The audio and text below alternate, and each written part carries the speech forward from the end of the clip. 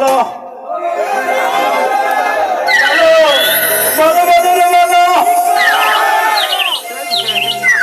আরেকটা কথা পাগল বানাই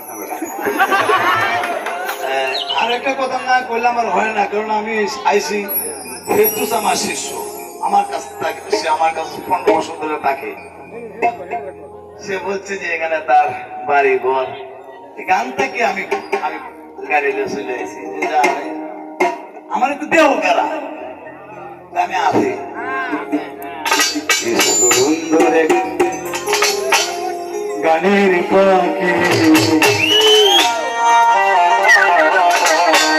মন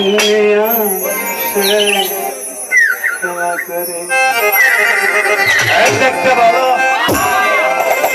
গাইছে ভালো, আরো ভালো লুকাই তো তার অন্তরে।